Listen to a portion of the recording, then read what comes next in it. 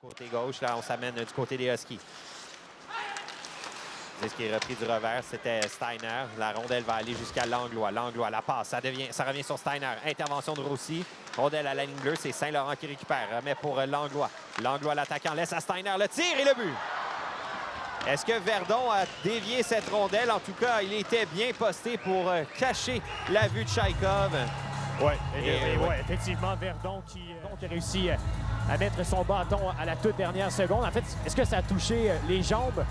Je crois que Chaikov a fait l'arrêt et par la suite, ça a touché. Voilà, ouais, ça a touché directement les deux jambes à Thomas Verdon. C'est pour ça que Chaikov semblait un peu confus après le but. Alors, cette saison. C'est qui est trop longue. Et c'est Van der Kuyk qui va aller cueillir derrière son filet. Pas facile nécessairement pour les Olympiques de quitter leur territoire en possession du disque.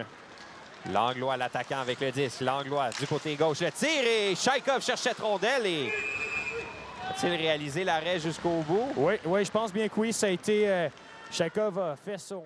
La pause 1-0, les Huskies en avance. Vous écoutez le hockey Permacon du durant des Olympiques sur les ondes 104.7 Outaouais.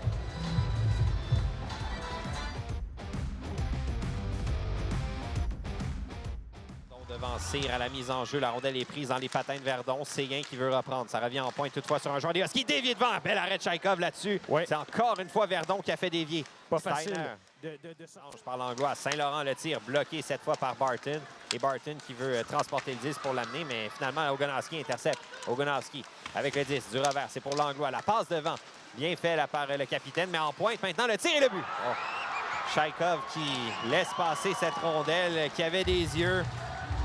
Et c'est Tristan Langlois qui inscrit son premier de la saison et on ramasse la rondelle. Pendant qu'ici, on nous montre la reprise. Chaikov l'a tout simplement échappé derrière lui. Est-ce que, écoute, peut-être que quelqu'un... Il semblait pas... non, il semblait pas avoir personne dans le... Oh que oui. Disque est renvoyé. Milo Zerny sur la ligne bleue. Il a chuté. Ça ouvre un 2 contre 1. Et qui d'autre que Thomas Verdon pour s'amener? Verdon du côté gauche. Remet à Beauchemin. Le tir. Bel arrêt de Chaikov. Et au retour, le tir. Et encore! Quel arrêt de Chaikov avec le bâton! Au dernier moment. Disque est repris derrière le filet. Et on reprend là avec Lemire. Lemire laisse le disque à Ogonowski. Ogonowski du revers. Bien fait là jusqu'à Brunel qui s'amène seul. Le tir de Brunel et Chaikov qui fait l'arrêt. Oh! Et ça, c'est un mauvais jeu là, de la part de Côté qui a envoyé le joueur des Huskies directement sur son... C'était du côté de Brunel. Un tir du revers et l'arrêt de Chaikov. On a voulu surprendre le gardien entre les jambes, mais Chaikov n'a pas mordu, a fermé au dernier moment et elle a réalisé l'arrêt. Pour Chaikov, ça doit être environ 18 arrêts consécutifs là, parce qu'il a cédé assez tôt. Du gardien de but, Finn Barton est là, c'est gagné par les Huskies. Saint-Laurent avec la rondelle. Beauchemin tire, dévié devant, bloqué au retour. Chaikov encore en tombant qui réalise l'arrêt. 30 tirs, le voilà. Un grand écart. Le gardien de but en ce moment, il les garde dans le match. Wow. Arrêt après arrêt, encore une fois, un arrêt digne des Jeux de la semaine pour Chaikov. Ah, clairement, une rondelle bondissante. Et c'est Steiner qui traînait tout près. Chaikov s'est amené avec son grand écart à réaliser l'arrêt avec le bout de sa jambière droite. Saint-Laurent vient le tasser. Et un bon 40 secondes déjà décroulé à cette pénalité. C'est ce qui est repris là par Steiner. Du côté gauche, va remettre à Beauchemin. Beauchemin à la remorque, c'est pour Verdon. Verdon, il a de l'espace. Verdon qui s'amène seul devant Chaikov. Le tir, le bout de la jambière encore. Et quand on voit l'officiel fait signe que non, mais la rondelle est dans le fond du filet. On a peut-être un but là, pour les Huskies. Je siffle, on arrête. Il n'a jamais fait signe qu'il y avait un but d'accordé. Peut-être que ça peut jouer en faveur des Olympiques. En tout cas, je vois pas sinon qu'est-ce qui est à contester sur la séquence. Est-ce qu'on peut juger que Verdon a fait de l'obstruction sur Golicic ou en tout cas pas sur le gardien, là, vraiment sur Golicic, mais je pense pas. Là. Ça revient sur Côté. Côté. La passe vers Golicic. Golicic à Legostev. Lancé, frappé, bloqué. Au retour, bloqué par Raymond. Encore, cette fois, c'est Boissel. Et les voilà, les tirs au but. Oui. Et, des Olympiques.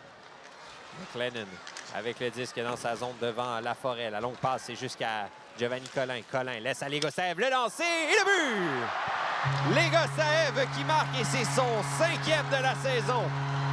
Ça commence par un, Alexandre. Ça commence par un but, les gars.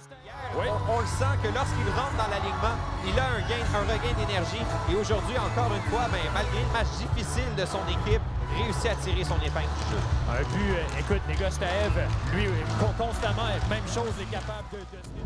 C'est ce qui est repris par Colin, qui est toujours sur la patinoire. Remet à Legostev, une deuxième occasion peut-être. Legostev le tire, cette fois Raymond fait l'arrêt. Et au retour, Raymond encore qui réalise l'arrêt. Et voilà, Colin et Legostev qui ramènent un deuxième. Et je te le mentionnais en début de reportage, Alexandre Raymond était l'un des doutes du côté de Magog l'an dernier. Ouais. Et voilà le genre de but qu'il peut donner à l'occasion. C'est un excellent gardien, mais à l'occasion va donner des buts faibles. Et là, ça ramène un peu. Legostev, on le fait trébucher là finalement. Disque est repris par Cyr. Cyr à Legostev. Voulait remettre à Cyr à nouveau. Dégagement jusqu'à la ligne bleue. Golicic, il a perdu le disque. Et là, peut-être une occasion. Et Beauchemin qui va s'amener. Ouais. Beauchemin pour Vézina. Et c'est comme ça que se terminera cette rencontre avec ce but en filet désert. Quatrième défaite en autant de matchs contre les Huskies de Rouyn-Noranda. Les 3 premiers matchs, c'était décidé par un seul but. Cette fois-ci, c'est une victoire un peu plus convaincante de la part...